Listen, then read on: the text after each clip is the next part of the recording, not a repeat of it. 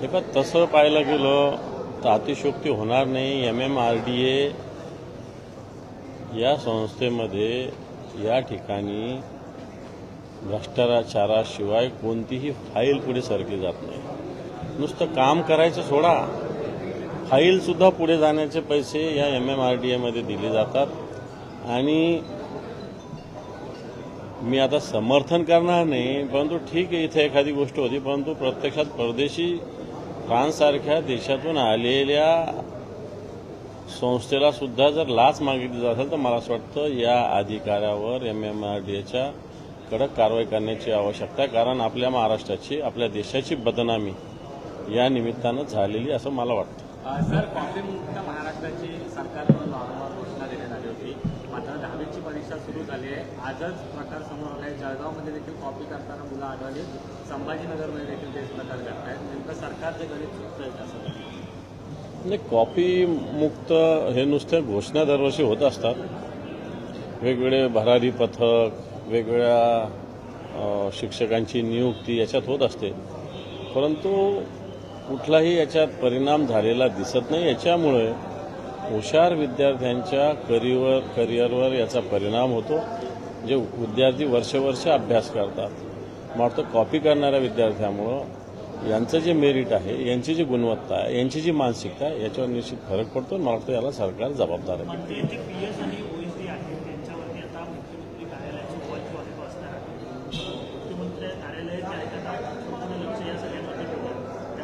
असलंच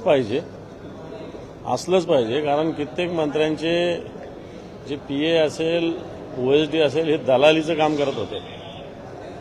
आता धनंजय मुंडे प्रकरणातून लक्षात आलेलं आहे की कशा पद्धतीनं दलाली, कोणते OSD, कोणते खरं तर येईल नाव आता अधिवेशनात आणू आम्ही, की कशा पद्धतीनं यांचे रेट कार्ड होते, बदल्यामध्ये कोण, मग कोणत्या पेनाने सह्या करतात, कोणते खाजगी दलाल आहेत, जे खाजगी लोक पण OSD ना काही जणांचे.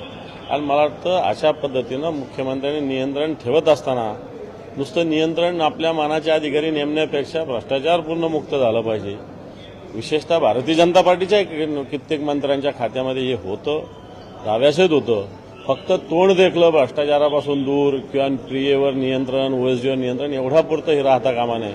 तर खरोखर आता असं आपण सांगता नाही की इकडं MMRDAमध्ये फ्रेंच कंपनीला लाच मागितली जाते. वाटतं हे जर परस्पर विरोध झाला, नुसते OSD आणि PA सुधारून काही होणार नाही, तर ही यंत्रणाच खराब झाली. हिच्यात सुद्धा सुधार आवश्यक आहे.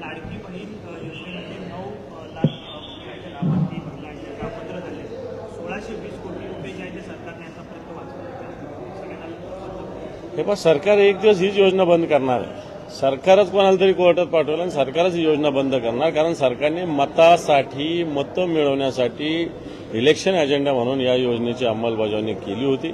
त्या सरसकट सगळ्या लाडक्या बहिणींना निधी दिला. आता या लाडक्या बहिणी यांना सावत्र झालेल्या आहेत आणि आता यांचा निधी बंद करतायत.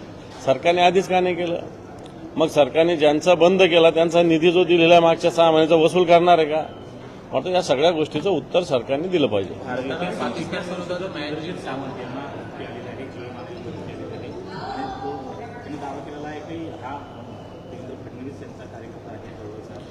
मला माहिती नाही देवेंद्र फडणवीसांच्या जवळचा कार्यकर्ता, पण इंद्रजित सावंत एक इतिहासकार आहे.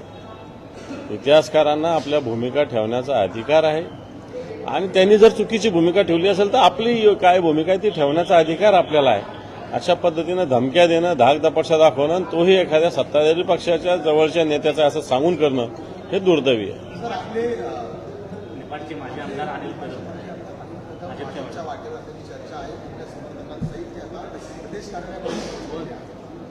मला माहिती नाही आहेत नाही आहेत, पण आता बरेच जण चालत्या डब्यात बसत असतात, त्याच्यात ते बसत असेल तर मला काय माहिती नाही. असं काही नसतं. लोकांना सत्ता पाहिजे असते, अशा अनेक घटना असतात, परंतु मला असं वाटतं सत्ता काय कोणाच्या कपाळावर कायमची लिहून आलेली नसते. आज असते, उद्या जात असते, ती चंचल असते, एवढे लक्षात ठेवा. वक्तव्याबद्दल आता एकनाथ शिंदेच्या शिवसेनेकडून नाराजी व्यक्त करण्यात आली आहे. काही नेत्यांनी याबाबत नाराजी व्यक्त केली, असं वर्तन करणं योग्य नाही. नुसती नाराजी करून चालणार नाही, त्यांच्यावर कारवाई केली पाहिजे, त्यांना जाब विचारला पाहिजे अशा पद्धतीनं नमक हरामीचं वक्तव्य करणं, अशा पद्धतीनं चिखल उडवणं, ज्यांनी 4-4 टर्म आमदारकी नुसता फॉर्म भरून भोगलेली आहे, उपसभापती 2-2दा झालेले आहेत, अशा वक्तव्याला नुसतं नाराजी व्यक्त करून चालणार नाही, तर अशा वक्तव्याचा निषेध सुद्धा करावा लागेल, कारवाई सुद्धा केली पाहिजे. तर भारतानं पाकिस्तान विरोधात मॅच जिंकली म्हणून सिंधुदुर्गातल्या मालवणमध्ये भारत विरोधी घोषणाबाजी झालेली आहे आणि त्यानंतर परप्रांतीय भंगार व्यावसायिकांनी देखील ही घोषणाबाजी केल्याचा आरोप जो आहे तो करण्यात आला आणि एकूणच झोपडपट्टी ह्या ज्या आहेत त्या जेसीबीच्या सहाय्यानं देखील काढण्यात आला. या संदर्भातलं ट्विट देखील निलेश राणे यांच्याकडनं करण्यात आलेलं आहे. बाकी मला माहिती नाही, परंतु या भारतात राहून कोणीही पाकिस्तानच्या घोषणा देणं, भारताच्या विरोधात घोषणा देणं हे पाप आहे, हा गुन्हा आहे, त्याच्यावर कारवाई झालीच पाहिजे. असं अमोल कोल्हे यांनी एक महत्त्वाचा खुलासा केला आहे. ते म्हणाले स्वराज्य रक्षक संभाजी मालिकेचा जो शेवट होता तो दाखवण्यासाठी माझ्यावर दबाव होता.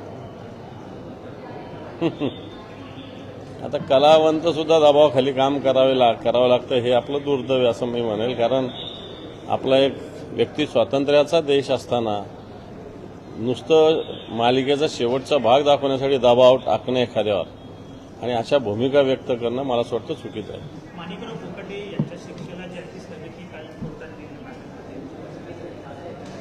शिक्षेला स्थगिती दिली तरी शिक्षा काही संपली अशातला भागने स्थगिती झाली तरी काय शिक्षा नाही झाली असा त्याचा अर्थ होत नाही. वरच्या कोर्टात होईल, परंतु जो न्याय राहुल गांधींना लावला होता, जो न्याय सुनील केदारनं लावला होता, उलट विधानसभेचे अध्यक्ष असं म्हणतात की माझ्याकडे कोर्टाची प्रतच आलेली नाही.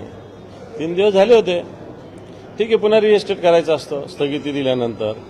परंतु अशा पद्धतीनं ज्यांना कोणत्याही कोर्टाने आरोपी ठरवलेले अशा मंत्र्यांना मंत्रिमंडळात राहता कामा नये, अशा प्रकारचा एक संकेत आतापर्यंत आहे.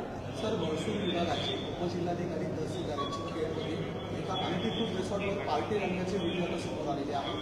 कशा प्रकारे बघता अनधिकृत रिसॉर्टचा मालकही या पार्टीमध्ये समोर उपजिल्हाधिकारी तहसीलदाराकडे फिरताना दिसला.